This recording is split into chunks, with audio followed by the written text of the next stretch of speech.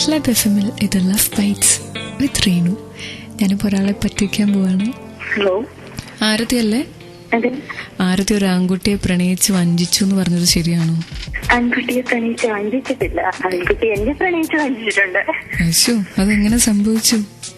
ആൺകുട്ടികളെല്ലാം ഇങ്ങനെയാണെന്നുള്ളത് അഭിപ്രായം എനിക്കില്ല. സംഭവിച്ചു പോയി. മേ ബി എന്നെക്കാൾ നല്ലൊരു കുട്ടിയെ ആയിരിക്കും പിന്നെ കണ്ടുമുട്ടിയത്, അതുകൊണ്ടായിരിക്കാം. ചുമ്മാ തോന്നണതാ, നല്ല കുട്ടിയൊന്നും ആയിരിക്കത്തില്ല, അവൻ എവിടെയെങ്കിലും പണി കിട്ടും. അത് ശരിയാ, നല്ല മനസ്സുള്ളവരെ വേദനിപ്പിക്കുന്ന പണി കിട്ടും എന്നാണല്ലോ. ഉറപ്പാണെന്ന്. ഇപ്പൊ ഒരു പ്രണയത്തിലാണോ? ഇപ്പോൾ പ്രണയത്തിലാണോന്ന് വെച്ചാൽ പ്രണയം എനിക്ക് ഇഷ്ടമാണ്, പക്ഷെ തൽക്കാലം പ്രണയത്തിലായിട്ടില്ല. ആദ്യത്തെ ഹാങ് ഓവർ ഇതുവരെ മാറിയിട്ടില്ല എന്നാണോ പറയുന്നത്? ഹാങ് ഓവർ തീർച്ചയായിട്ടും മാറിയിട്ടില്ല, മാറിക്കൊണ്ടിരിക്കുന്നു, മാറ്റാൻ ഒത്തിരി ശ്രമിച്ചുകൊണ്ടിരിക്കുന്നു. ഇനിയിപ്പോ നമ്മൾ എന്തായാലും ഒന്നും മടിക്കുള്ളൂ. തിളച്ച വെള്ളത്തിൽ വീണ പൂച്ച പച്ചവെള്ളം കണ്ടാൽ അടയ്ക്കുന്നല്ലേ പറയാ. അതൊരു തിളച്ച വെള്ളം ആയിരുന്നോ? ജസ്റ്റ് 2 സ്റ്റെപ്പ് ബാക്കിലേക്ക് മാറും. ഓക്കെ ആരതി, എനിക്കൊരു ചോദ്യം കൂടി ചോദിക്കാനുണ്ട്. പക്ഷെ അതിനു മുന്നേ ക്ലബ് FM-ലെ ലവ് ബൈറ്റ്സിൽ മനോഹരമായ കുറച്ച് പ്രണയ ഗാനങ്ങളുണ്ട്. മനോഹരമായ പ്രണയ ഗാനങ്ങൾ, മനോഹരമായ പ്രണയ സന്ദേശങ്ങൾ, ഇതെല്ലാം നിറഞ്ഞ ക്ലബ് FM-ലെ ലവ് ബൈറ്റ്സിൽ റീനുണ്ട് കൂടെ ആരതി. ആരതി എത്ര നാളെ പ്രണയിച്ചിരുന്നു? ഏകദേശം 4.5 വർഷത്തോളം. അയ്യോ, അതൊരു നിങ്ങൾ എന്ന് ചോദിക്കുന്നതിനേക്കാളും നല്ലത് ഞാൻ എത്ര വർഷം പ്രണയിച്ചെന്ന് ചോദിക്കുന്നതല്ലേ. അതിനിടയിൽ അടിയുണ്ടാക്കിയിട്ടുണ്ടോ? ഇഷ്ടം പോലെ. പക്ഷെ അടിയുണ്ടാക്കിയപ്പോഴൊക്കെ ഞാൻ വിചാരിച്ചിരുന്നു എന്റെ അല്ലേ, എന്നായാലും എന്റെ സ്വന്തമായിട്ടുള്ള അല്ലേ എന്നൊക്കെ ഒരു ഇതുണ്ടായിരുന്നു. പക്ഷെ അത് എന്റെ മാത്രം നിലപാടായിരുന്നു എന്ന് എനിക്ക് വൈകിയാൻ മനസ്സിലായത്. പെൺകുട്ടികൾ മിക്കവാറും അങ്ങനെയല്ലേ, നമ്മുടെ സ്വന്തമാണെന്ന് ഓർക്കുമ്പോൾ നമ്മൾ ക്ഷമിക്കും, എല്ലാം അഡ്ജസ്റ്റ് ചെയ്യും. ഈ ആൺകുട്ടികൾക്ക് ഇതൊന്നും മനസ്സിലാക്കാൻ കഴിവില്ല അല്ലേ? എല്ലാരും അങ്ങനെ ആയിരിക്കില്ല. അദ്ദേഹത്തെ ഞാൻ തെറ്റു പറയുന്നില്ല, ചിലപ്പോൾ അദ്ദേഹം കംഫർട്ടബിൾ ആയിട്ട് തോന്നിയത് വേറൊരു പെൺകുട്ടി ആയിരിക്കാം. 4.5 വർഷം പ്രണയിച്ച് കഴിയുമ്പോഴാണോ വേറൊരു പെൺകുട്ടിയുടെ അടുത്ത് കംഫർട്ടബിൾ ആണെന്ന് തോന്നുന്നത്? ചിലപ്പോ എന്താ പറയാ, ഇപ്പോഴത്തെ കുട്ടികൾ പറയുന്ന പോലെ മടുത്തിട്ടുണ്ടാവാം. ഇല്ലെങ്കിൽ ചിലപ്പോ പിന്നെ വേറൊരു കുട്ടിയെ കണ്ടപ്പോ ഇത്രയും നാൾ ഞാൻ ഇവിടെ നോക്കിയില്ലേ, അതിനേക്കാൾ നല്ലൊരു കുട്ടിയല്ലേ, പിന്നെ എന്തുകൊണ്ടായിക്കൂടാ എന്ന് ചിന്തിച്ചിട്ടുണ്ടാവാം. ഒക്കെ അവരുടെ കാര്യമല്ലേ. മൈൻഡ് റീഡ് ചെയ്യാനുള്ള ഒരു മെഷീൻ ഇതുവരെ കണ്ടുപിടിച്ചിട്ടില്ലല്ലോ. അങ്ങനെ കണ്ടുപിടിച്ചിരുന്നെങ്കിൽ ഞാൻ ഈ ശകരത്തിൽ വീഴിലായിരുന്നു. അയാളോട് ദേഷ്യം തോന്നിയില്ല? ദേഷ്യം തോന്നാൻ ഞാൻ ഒരുപാട് ശ്രമിച്ചു, ഒന്ന് വെറുക്കാനും ഞാൻ ഒരുപാട് ശ്രമിച്ചു, പക്ഷെ നടന്നിട്ടില്ല എന്നുള്ളതാണ് സത്യം. ട്രൂ ലവ് ആയി കഴിയുമ്പോൾ നമുക്ക് ബുദ്ധിമുട്ടാണല്ലേ അതെല്ലാം? തീർച്ചയായിട്ടും.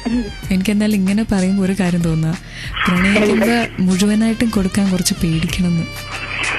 തീർച്ചയായും അത് ഞാൻ എല്ലാവർക്കും കൊടുക്കുന്ന ഒരു ഉപദേശമാണ്. ആ ഒരാളെ നമ്മൾ 100% ഒരു 99% വിശ്വസിക്കുക, ബാക്കി 1% വിശ്വസിക്കാതിരുന്നാൽ തകർച്ചയ്ക്ക് ഒരു ലിമിറ്റൊക്കെ ഉണ്ടാവും. താങ്ക് യു ആരതി. എന്നാ thank you for being in love bytes on club FM. Thank you so much എന്നെ ഇങ്ങനെ ഒരു അഭിപ്രായം എന്റെ അടുത്ത് ചോദിക്കാൻ. ബൈ. ഒരു പെൺകുട്ടിയായിട്ട് അടുക്കാനുള്ള ഏറ്റവും നല്ല വഴി അവളെ മൈൻഡ് ചെയ്യാതിരിക്കാനോ?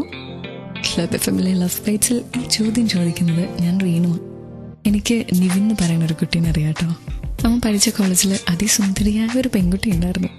കോളേജ് ബ്യൂട്ടി ആയതുകൊണ്ട് തന്നെ അറിയാലോ, ആ കോളേജിലെ മുഴുവൻ ആമ്പിള്ളേർ അവളുടെ പിന്നാലെയായിരുന്നു. ഇവൻ അവളെ വളയ്ക്കണം, പക്ഷെ എന്താ ചെയ്യുക, ഇവൻ ചെന്ന് പ്രപ്പോസ് ചെയ്താൽ അവൾ ആക്സെപ്റ്റ് ചെയ്യത്തില്ല. അവൻ അതിനു വേണ്ടി ഒരു വഴി കണ്ടുപിടിച്ചു. അവൾ എത്ര അടുത്ത് വന്നാലും ഇവൻ മൈൻഡ് ചെയ്യത്തില്ല. അവൾ എന്തെങ്കിലുമൊക്കെ ചെയ്താൽ അവനങ്ങ് ചൂടായിരിക്കും. അപ്പം അവൾ നോക്കുമ്പോൾ ഈ ഒരുത്തന് മാത്രമാണ് ഇഷ്ടമില്ല. അങ്ങനെ അവൾ അവനെ ശ്രദ്ധിച്ചു തുടങ്ങി. അവസാനം അവൾ അവൻ്റെ മുന്നിൽ വീഴുക തന്നെ ചെയ്തു. ഇത് കേട്ടപ്പോൾ എനിക്ക് ക്ലാസ്മേറ്റ്സിലെ പൃഥ്വിരാജിനെയും കാവ്യമാധവനെയും ഓർമ്മ വന്നേ. 2 പേരൊക്കെ ഇഷ്ടമായിരുന്നു, എന്നാൽ കിട്ടില്ല എന്നോർത്ത് 2 പേരും വഴക്കുണ്ടാക്കി നടന്നു. ഇങ്ങനെയൊക്കെ നിങ്ങൾ പ്രണയിച്ചിട്ടുണ്ടോ? അവളെ അല്ലെങ്കിൽ അവനെ കിട്ടാൻ വേണ്ടിയിട്ട് വഴക്കുണ്ടാക്കിയിട്ടുണ്ടോ? എൻ്റെ അടുത്ത് ഒന്ന് പറയൂ. ക്ലബ് FM-ലെ ലവ് ബൈറ്റ്സിൽ 56070 മെസ്സേജ് അയച്ചാൽ മതി. ഫോമാറ്റ് ക്ലബ് FM സ്പേസ് നിങ്ങളുടെ message and stay tune to love bytes on club FM. ഇവിടെ മാത്രം ടൺ കണക്കിന് റൊമാൻസ്. അവള് പിണങ്ങുന്ന എനിക്ക് ഒരു കുഴപ്പമില്ല, എന്നാൽ പിണക്കം കൂടിക്കൂടി അവസാനം വീട്ടിൽ നിന്ന് കുറേ പിണക്കം കിട്ടി. അതെനിക്ക് വല്ലാത്ത പ്രശ്നമായി. ഇന്ന് ക്ലബ് FM-ലെ ലവ് ബൈറ്റ്സിലേക്ക് റീനുവിൻ്റെ അടുത്ത് മെസ്സേജ് അയച്ചത് നിത്യനാ. റീനു പറഞ്ഞു ശരിയാ, ഞാൻ എൻ്റെ ബോയ് ഫ്രണ്ടിൻ്റെ അടുത്ത് ഇഷ്ടം പോലെ വഴക്കുണ്ടാക്കാറുണ്ട്. മിക്കവാറും കാര്യമൊന്നും കാണത്തില്ല, ഞാൻ എന്തെങ്കിലും കാര്യം കണ്ടുപിടിച്ച് അവൻ്റെ അടുത്ത് വഴക്കുണ്ടാക്കും. ആഴ്ചയിൽ 1-2 തവണയെങ്കിലും ഇങ്ങനത്തെ വഴക്കുണ്ടാകാറുമുണ്ട്. പിന്നെ അവൻ സോറി പറഞ്ഞ് വരാറുമുണ്ട്. ആ സോറി കേൾക്കാൻ വേണ്ടി മാത്രമാണ് റീനു ഞാൻ വഴക്കുണ്ടാക്കുന്നത് എന്ന് പറഞ്ഞാൽ പക്ഷെ പേരില്ല. എനിക്ക് തോന്നുന്നത് ബോയ് ഫ്രണ്ടും ലവ് ബൈറ്റ്സ് കേൾക്കുന്നുണ്ടായിരിക്കും. ഇനി മുതൽ ചിലപ്പോൾ ആ സോറി അവിടെ നിന്ന് ഒഴിവായി പോവായിരിക്കും. പിന്നെ സരിത പറഞ്ഞു, വെറുതെ തോന്നുന്നതാണ് റീനു, സോറി പറയുന്ന നമ്മൾ പെൺപിള്ളേർ തന്നെയാണ്. ആൺപിള്ളേർ വഴക്കുണ്ടാക്കും പല പല കാര്യങ്ങൾക്ക്. നമ്മൾ പിന്നെ അവരുടെ കാലം പിടിച്ച് നടക്കണം, ക്ഷമിക്ക്, ഇനി ഞാനങ്ങനെ ചെയ്യത്തില്ല എന്നൊക്കെ. എൻ്റെ എക്സ്പീരിയൻസ് അതാണ്. ദീപക് എന്താ പറഞ്ഞെന്നറിയോ? തൊട്ടേനും പിടിച്ചേനും ഒക്കെ വഴക്കുണ്ടാക്കുന്ന പെൺപിള്ളേരാ ഞങ്ങൾ, ആൺപിള്ളേരൊന്നും അല്ല. പിണക്കങ്ങളുടെ കാര്യത്തിൽ നിങ്ങൾ തന്നെയാണ് രാഷ്ട്രീയമാരുന്നത്. വേണ്ട, പെൺപിള്ളേർ എന്തിനാ കുറ്റം പറയുന്നത് ദീപക്? എനിക്ക് സങ്കടമായി. ആ സങ്കടം മാറ്റാനായിട്ടാണ് അടുത്ത romantic song B with me Reenu in love bytes on club FM. ഇവിടെ മാത്രം ടൺ കണക്കിന് റൊമാൻസ്.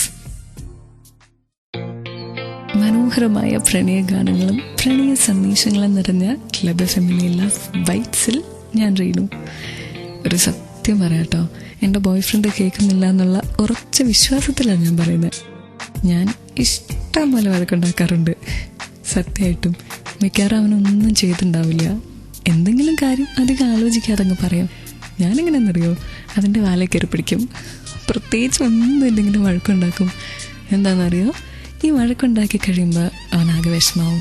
അയ്യോ ഞാൻ അവളെ വിഷമിപ്പിച്ചല്ലോ എന്നൊക്കെ. പിന്നെ ഭയങ്കര സ്നേഹമായിരിക്കും.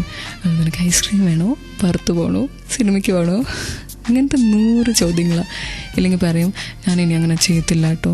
എന്നാലും എന്തിനായിരുന്നു നമ്മൾ വഴക്കുണ്ടാക്കി? അവിടെ വരെ എത്തുമ്പോഴത്തേനും ഞാൻ പറയാം വേണ്ട, ഇട്ട് കളയാം, ഇനി നമുക്ക് വഴക്കുണ്ടാക്കാതെ പോകാമെന്നൊക്കെ. ഇടയ്ക്കിടയ്ക്ക് എനിക്ക് ഈ കൊച്ചു പിണക്കമൊക്കെ മിസ് ചെയ്യും. ഞാൻ വിചാരിക്കും ഷോ കുറേ നാളായി, ഇന്നൊരു വഴക്കുണ്ടാക്കിയേക്കാം.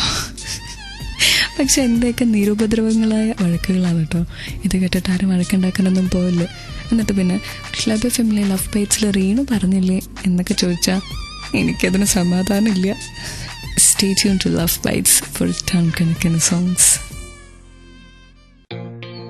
You are in each thought I have and every breath I take. My feelings are growing stronger with every move I make.